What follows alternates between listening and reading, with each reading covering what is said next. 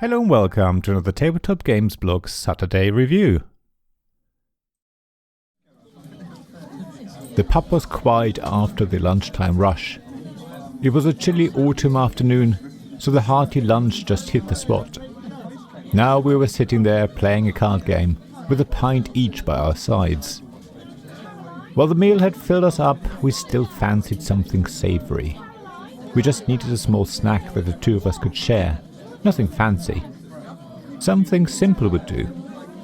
Of course, it had to be Crisps by Shrishbat from Little Dog Games with art by Sai Bappu.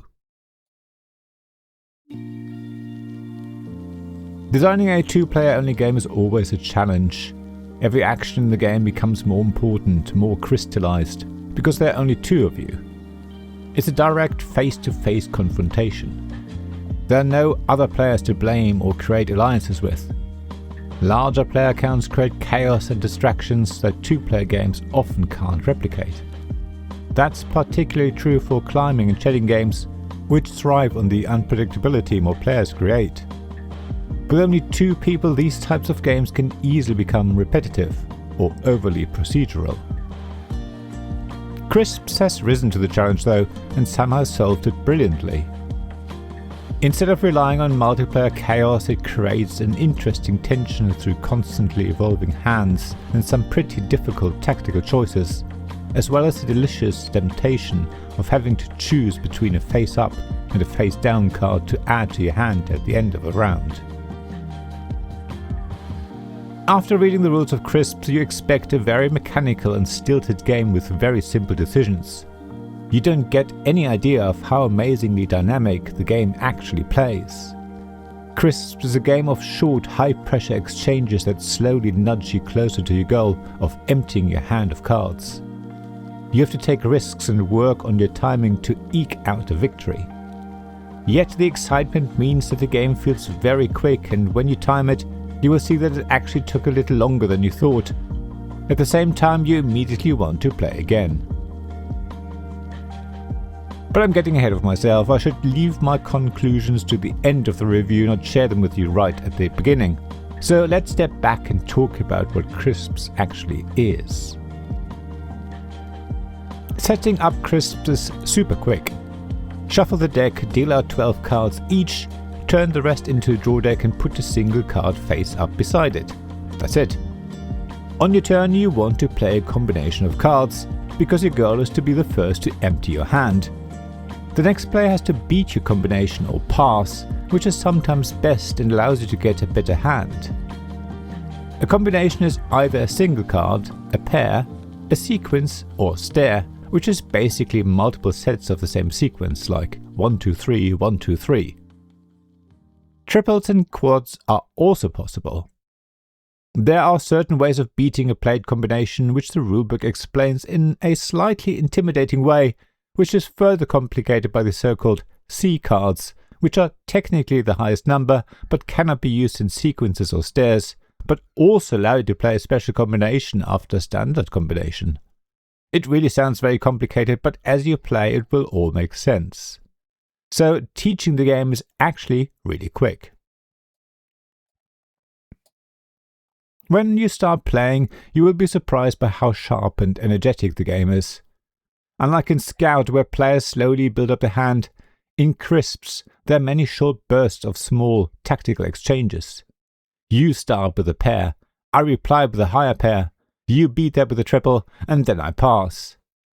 In Scout the exchange would continue, but in Crisps the round ends. It's those micro-confrontations that create a rhythm that's hypnotic and makes you want to keep going. Best of 3 quietly becomes best of 5. Best of 5 somehow turns into one final deciding match. Luck inevitably plays a role in Crisps. Luckily, randomness doesn't take over. Even a weaker hand tends to have useful options. Passing at the right time, good timing and thoughtful use of the C cards usually matter a lot more than having the perfect hand. How you get new cards underlines that players have agency. At the end of a round, the player who did not pass chooses between the face-up card and the face-down top card of the deck. The other card goes to the other player. It's such a small mechanism, but it creates a really good amount of player interaction.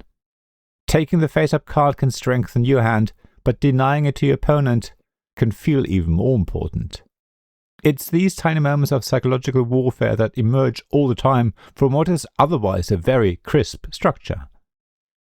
Choosing whether to continue pushing with a mediocre pair, whether to save a valuable C card, or whether to gamble on the hidden draw deck all create small bursts of tension that make the game crackle.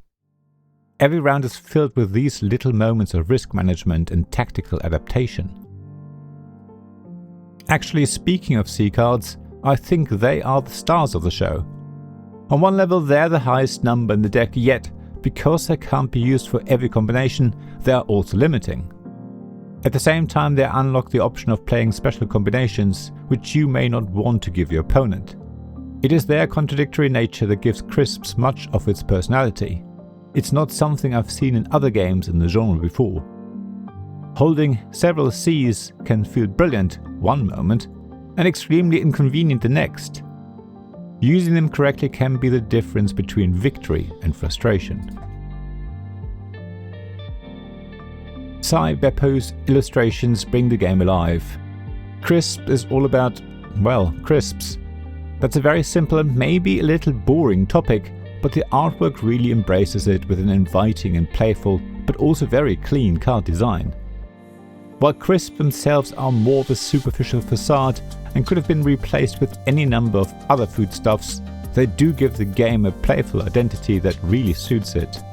After all, playing fast rounds of crisps with tiny bursts of excitement is like eating a packet of crisps, and you're always left wanting more. What I especially love about the art is that the score tracking cards display a single crisp packet on one side and 2 on the other. Given that the game ends when someone scores 3 points, you just need 2 cards to keep track of who's in the lead and who has won. It's little details like this that leave the lasting impression because they feel clever, thematic and practical all at once. Rather than needing tokens or other ways to keep score, these 2 cards are the perfect solution. In fact, given how compact Crisps is, because it's just a deck of cards, and given how little table space it needs, it can easily be taken with you and be played in pubs alongside an actual packet of crisps. Of course, you could equally play it in cafes, on trains or other places while you're out and about. If you like Scout but want a shorter game with lots of fast exchanges, then Crisps is worth a look.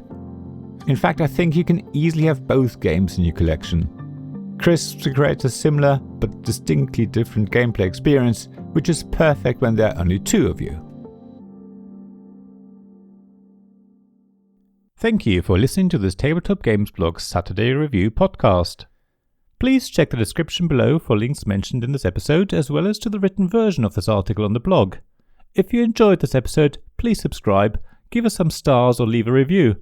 Please also tell your friends about me, and if you want to offer financial support, check out my Patreon and Ko-fi pages, links to which you'll find in the blog at tabletopgamesblog.com. So thank you again for listening, and I hope to see you again soon. This podcast was made possible by the generous help of my supporters. Royal Patron Sean Newman, Magic Champion John Risley, Castle Guards David Miller and James Naylor, Dice Masters Alex Bardi, Paul Grogan and Robin Kay, and Shining Lights Jacob Davis, Gavin Jones and Richard Simpson.